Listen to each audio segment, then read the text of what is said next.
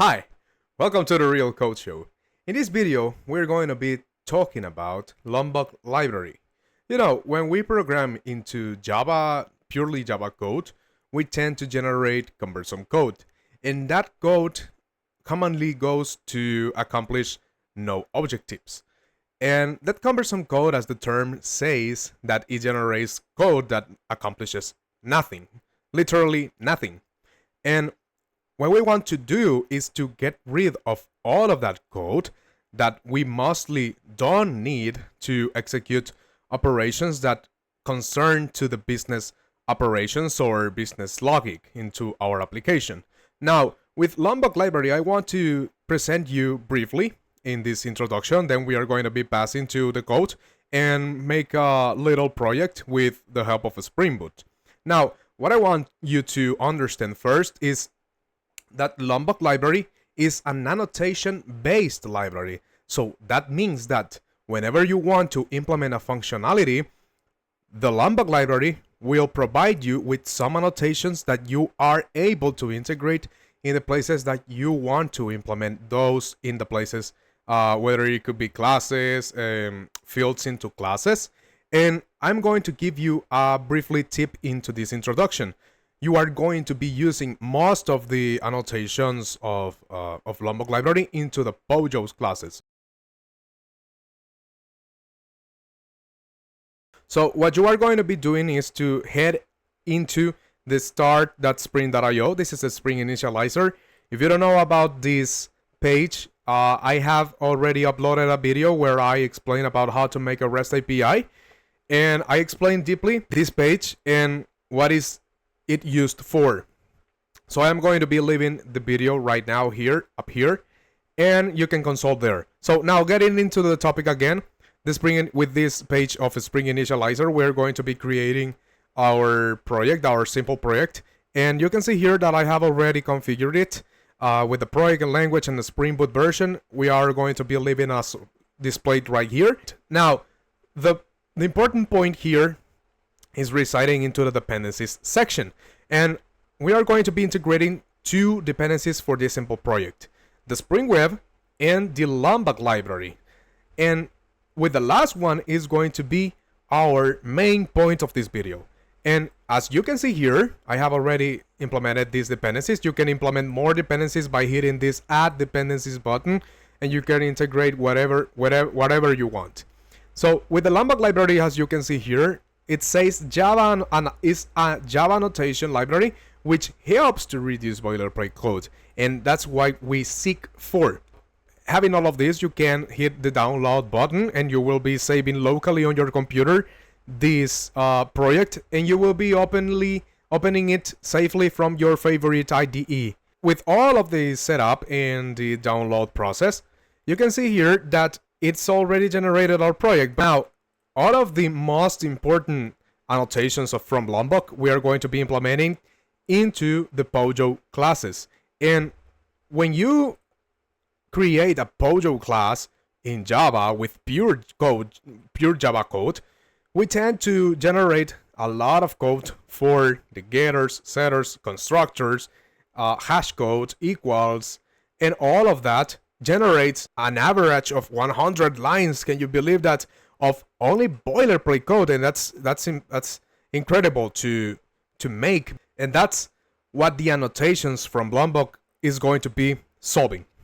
Now, to implement all of that functionality of getters and setters, there are certain annotations for that, and you can see here that I have already annotated this class with all args constructor.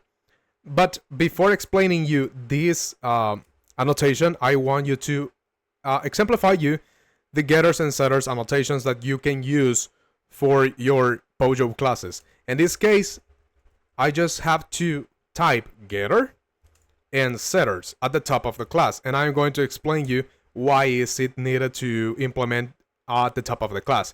Because when we implement it at the top of the class, annotated the whole class, it is going to be generating the getters and setters properly for all of the fields that is contained into the class. And for this case, it is going to be generating a getters and setters for each of the three fields I have into this class, like the name, the age, and the address of the person.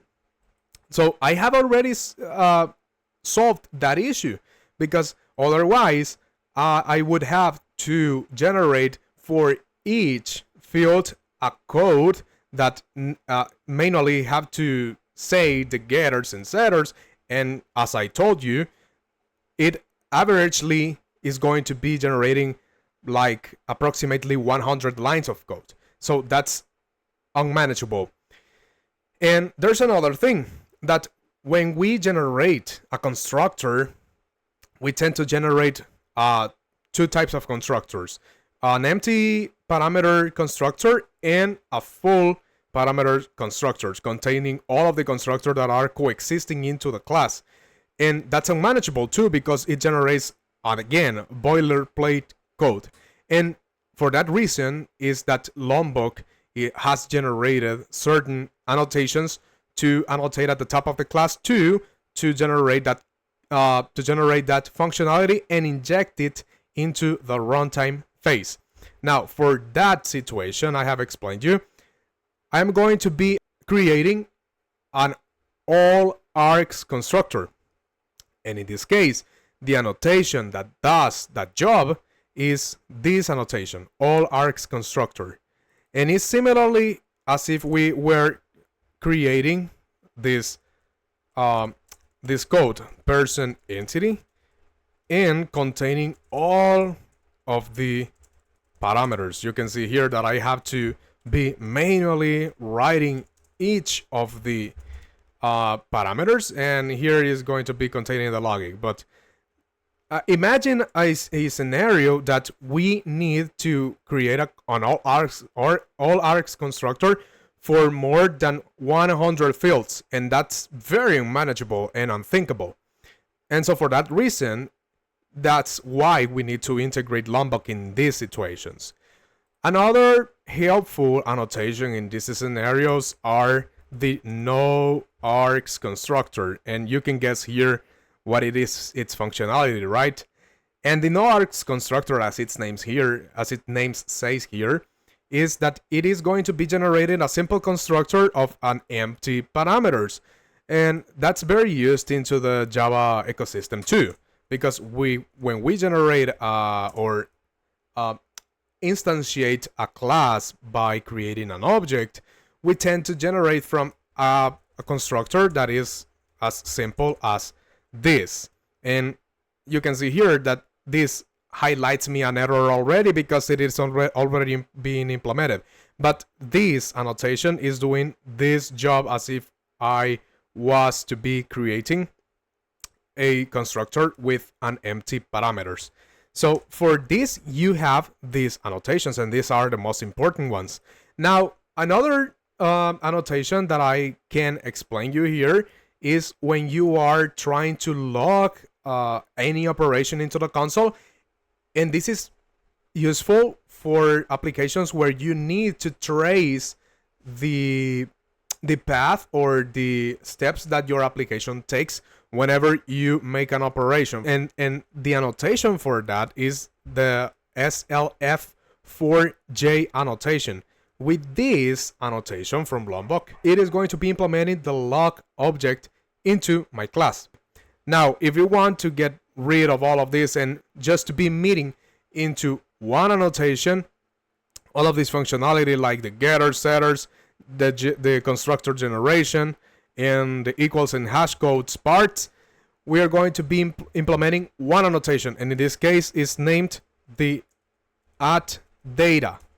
And the at data, as you can see here, all of this code generation is going to be handled by the Lombok library. You can see here that it is throwing me an error because there's no logging system anymore here, because I deleted the annotation of SLF4J. You can see here that if I integrate it again, it is going to be disappearing the annotation system.